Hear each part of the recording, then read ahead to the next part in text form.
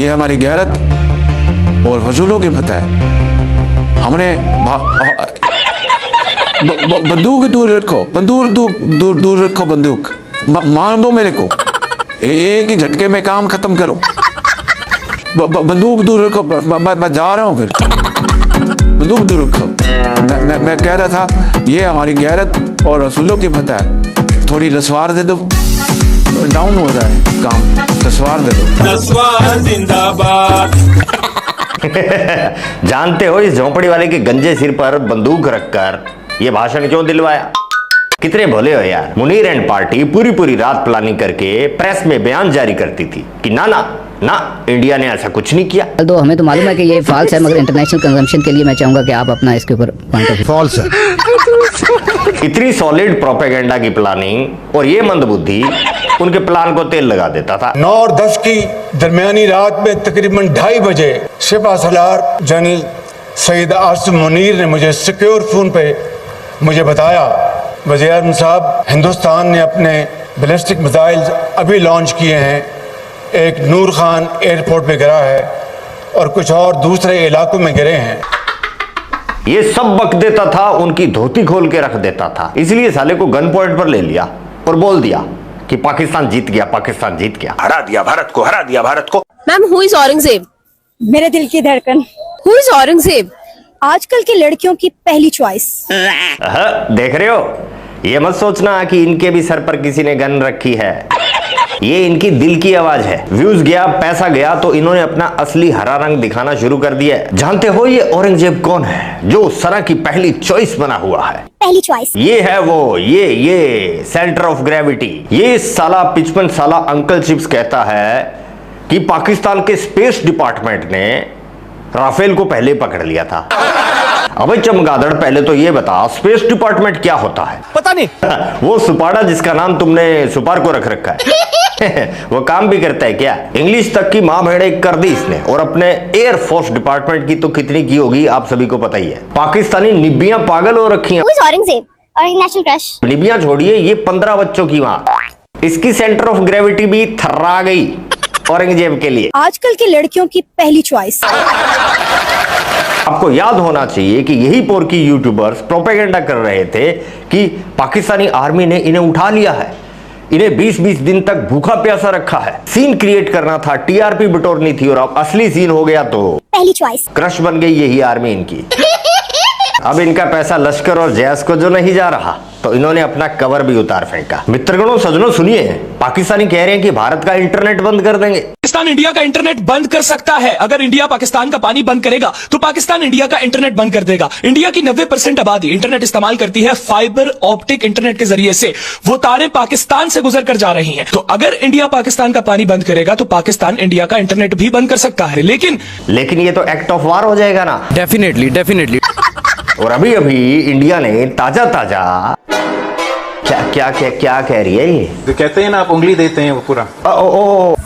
India ने अभी ताजा इतना बड़ा एक्ट ऑफ वार दिया है। मैं अंग्रेजी में एक कहावत है, if you give them an inch they take a mile. I was referring to that. बहनों भाइयों, वैसे तो पाकिस्तान की ऐसा करने की ना तो टेक्निकल कैपेसिटी है और ना ही हिम्मत। ये तो शेर हैं, चूहे थोड़ी ना है जो समुद्र में जाके फाइबर ऑप्टिकल काट देंगे। सही देखा, इतने मूर्ख नहीं है ये जितने लगते हैं। मिनट में सीज फायर कर दिया। इन बकरी अपना वाईफाई पासवर्ड याद नहीं रहता, उसके लिए भी ये गूगल करते हैं। आपको लगता है ये इंटरनेट बंद करेंगे? 2G मोबाइल से इंडिया का 6G बंद करने का वीडियो डालते हो, कुछ शर्म आया है? थोड़ा टेक्निकली दोस्तों, ये केबल्स जो होती हैं ये कई सारे रूट्स के जरिए भारत पहुंचती है, जैसे कि middle east, south east Asia, Europe. Hypothetically मान भी लेते हैं कि पाकिस्तान ऐसा करने का प्लान करता है। नंबर 1, ऐसा करने के लिए इतना पैसा लगाना पड़ेगा कि अकेले शहबाज शरीफ के कपड़ों से नहीं चलेगा भाई, पूरे पाकिस्तान की सलवारें OLX पर डालनी पड़ेंगी। और नंबर 2, ऐसा करके पाकिस्तान भारत का सिर्फ एक रूट बंद कर पाएगा, और ऐसा होते ही भारत इनके अगले पिछले सभी रूट की रूट कैनाल कर देगा।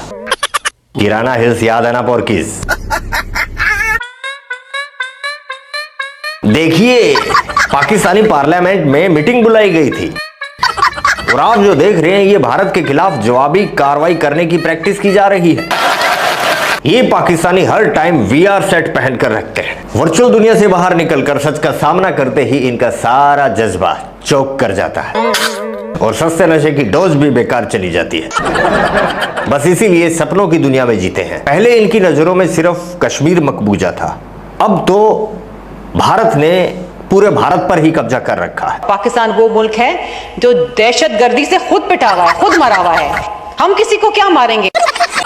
अगर पुलवामा का वाकया अगर आप देखें 2019 का सर, तो पुलवामा के वाकये के बाद भी यही सिनेरियो हुआ था और उस वक्त उस ट्रेजेडी को इंडिया ने इस्तेमाल करके, मोदी सरकार ने इस्तेमाल करके मकबूजा भारत सर, पानी रोकने का मतलब ये है कि यू डिक्लेयरिंग वॉर। मैंने जो पढ़ा है पाकिस्तानी स्टडीज में, तो मुझे यही याद है कि 1971 में जंग हुई थी इंडिया पाकिस्तान। इंडिया ने ही हमला किया था, पाकिस्तान ने उसका भी बड़ा मुंह तोड़ जवाब दिया था। 1971 में जंग हुई और हमला किया इंडिया ने और पाकिस्तान ने मुंह तोड़ जवाब दिया, हरा दिया इंडिया को नेस्तनाबूद कर बिल्कुल दिया। अब बांग्लादेश कैसे बना था? तो बांग्लादेश तो अलग हुआ था ना, उन्होंने बांग्लादेश वालों ने खुद ही बोला कि हमारा मुल्क अलग करो। बिल्कुल पाकिस्तान हमारा जो कंट्री है ये नहीं समझ रहा हमारे पॉलिटिशियंस से, फिर इंडिया पार करके बांग्लादेश को कैसे संभाले? सही किया मैं तो कहती हूँ सही किया। बस लायक है क्या? ये जो नॉलेज है आपका, ये वो किताब चाहिए मेरे। डिफरेंट बुक से पढ़ा है, जहन इतना तेज है, जहन तेज है, एक चीज पढ़ ली और क्या बात है? ये टेलीग्राफ क्या लिखता है? Pakistan air force is undisputed king of the skies. अल्हम्दुलिल्लाह। कब हो गया ये? सुना, जो जितने बड़े रैंक पर है वो उतना ही बड़ा जाहिल है। अल्हम्दुलिल्लाह। टेलीग्राफ के उस आर्टिकल का लिंक लाने वाले पाकिस्तानी को 1000 करोड़ रुपया इनाम। इनसे चैट जीपीटी भी तंग आ गई है भाई, बड़ी जल्दी ही खुद को ही बैन कर लेगी पाकिस्तान में।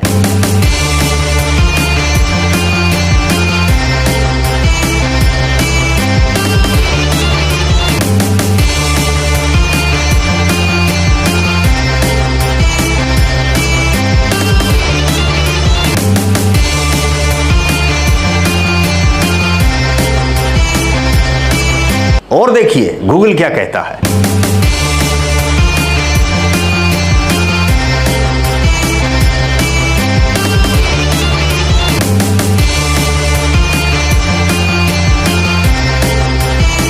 सबका आर्टिकल आ गया, साला टेलीग्राफ का ही नहीं आया बस।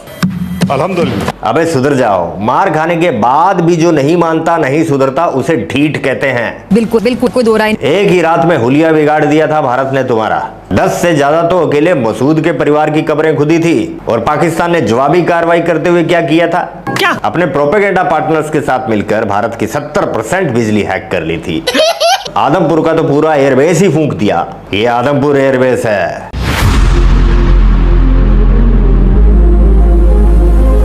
भारत ने इसे रातों रात ठीक करवाया है।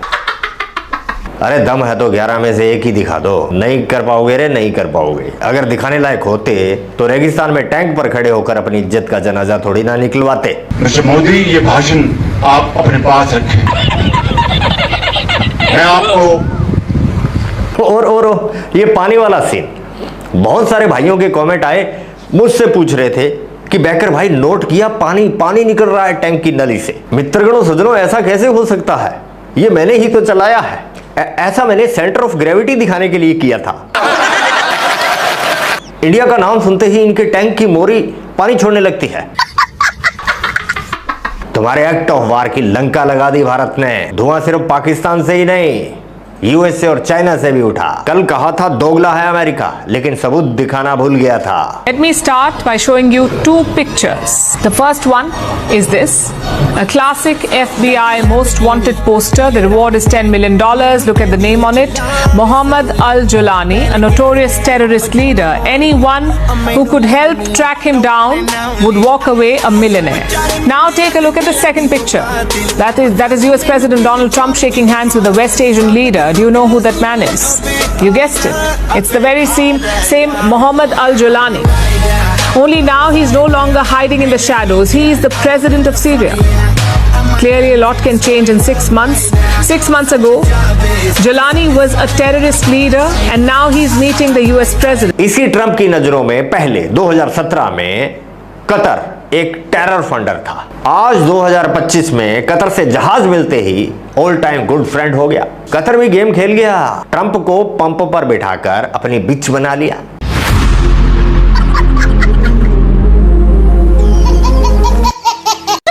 पाकिस्तान बेचारा बनकर पूरी दुनिया को यह बता रहा है कि इंडिया ने उनकी मस्जिदें शहीद कर दी। जैस के बच्चे, मसूद के मासूम बच्चे अल्लाह को प्यारे हो गए। सुभान अल्लाह का क्या हशर किया ब्रह्मोस ने, पूरी दुनिया ने देखा। चलिए आपको मरकज़े तैयबा यानी कि लश्कर के हेडक्वार्टर का हाल दिखाते हैं। 6 और 7 मई की दरमियानी रात को 12:30 बजे जो अटैक हुआ था, उससे यहाँ पर जो 2 मिसाइल थे यके बाद दिगरे आकर गिरे थे, और ये पूरे का पूरा हिस्सा आप देख रहे हैं कि अमली तौर पर मिस्मार हो चुका है, और यहाँ पर फिजा में बारूद की बू फैली हुई है। बाकायदा तौर पर काबिल इस्तेमाल ये इमारत नहीं रही। पाकिस्तानी जिहादी सूरों के ब्रीडिंग फार्म थे ये सब। और उस रात भी काम कला का कार्यक्रम जोरों और शोरों से चले जा रहा था कि अचानक से बीच में ब्रह्मोस टपक पड़ी और बोली अब मेरा नंबर।